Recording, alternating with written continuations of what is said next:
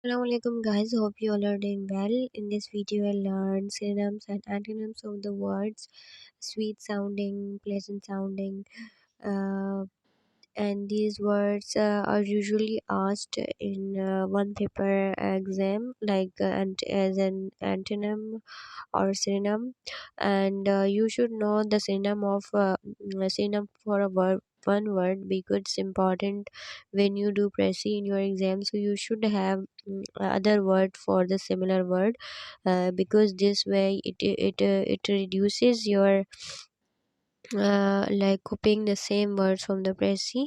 तो ये जो है ना रिफ्रेश करने में बहुत हेल्प करता है.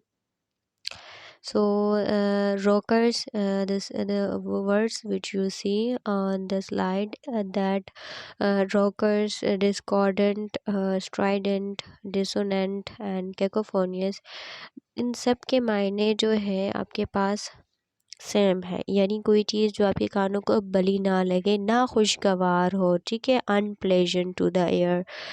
तो हम इसको ट्रिक के थ्रू जो है याद करेंगे. रोकस में आपके पास एक वर्ड आ रहा है रोना जैसा आवाज़ इसमें आ रहा है.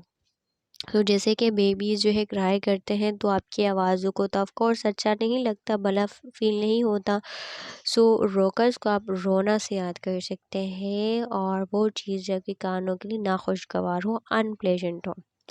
अब स्ट्राइडेंट को हम स्ट्राइडेंट में आपके पास STRI है, और अगर इसके साथ के लगा देंगे डी की जगह पे तो वो स्ट्राइक बन जाएगा.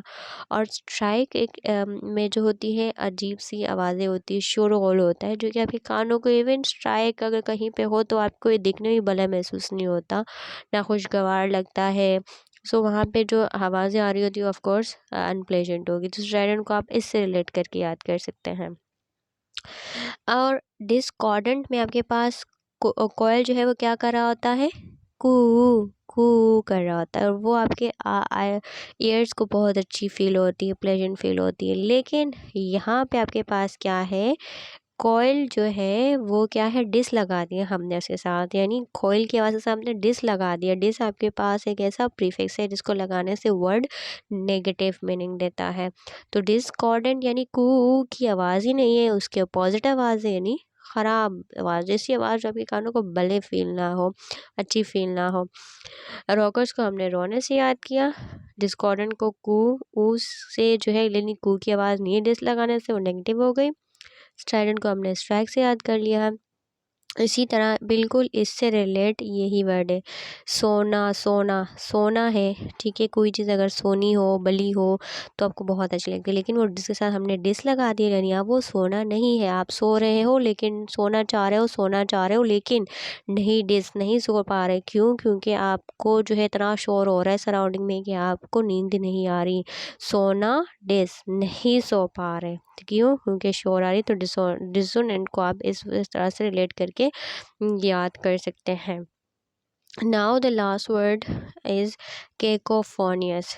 केकोफोनियस को आप जो है, हमारे पास ये जो फ़ोन का वर्ड है ये आपके पास PHON, इसका मतलब होता है साउंड. जैसे कि आपके पास मोबाइल फ़ोन है, टेलीफोन है, इसका वर्ड ही इस तरह से डिराइव किया गया है. इसमें फ़ोन का वर्ड है जो है बात या जो कम्युनिकेट या जो आपकी जो है सुनने से रिलेट करते हैं.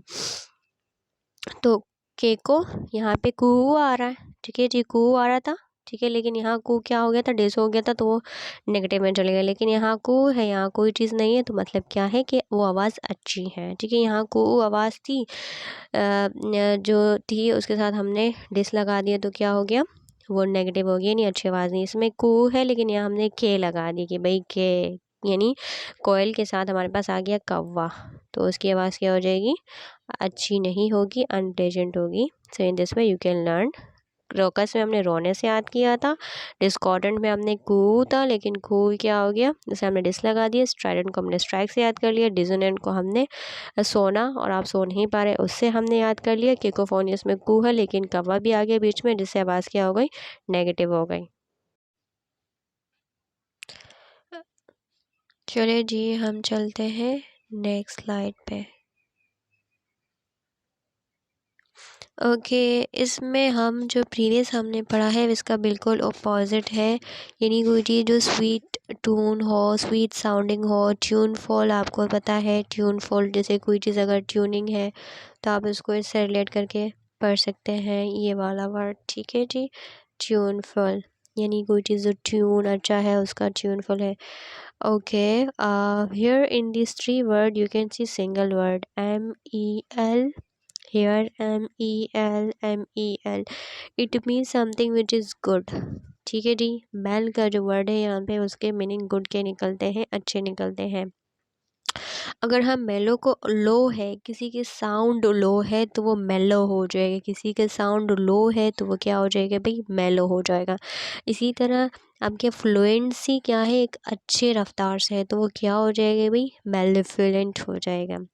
इसी तरह आपके पास मेलोडियस को जो है, लोड जो है आपके पास कम है, लो है तो मेलोडियस हो जाएगा। Sweet sounding is very easy, no need to of trick. Sweet sounding, sweet tone, tuneful, melodious, mellifluous को हमने किससे याद किया, MEL वर्ड जो है तीनों में आ रहा है। और हमने क्या है, लोड कम है तो मेलोडियस अच्छा साउंड, मेलो लो आवाज़ है तो मेलो अच्छा है, फ्लुएंसी अच्छी है, मेलोफ्लुएंट हो गया। Now we are left with two words, that is euphonious and dulcet. Now डल माना आप बहुत ज़्यादा डल थे, आप बहुत ज़्यादा डल थे, ठीक है जी। और फिर आपको क्या हो गया, बिल्कुल सेट हो गया। Before you are dull, now you are set, so क्या होगी, sweet sounding. It's sweet sounding that you are dull and now you are set, dull set मतलब स्वीट साउंडिंग। ना यूफोनियस बेसिकली अगर इसके रूट वर्ड को देखें, you का मतलब होता है अच्छा या, ठीक है जी।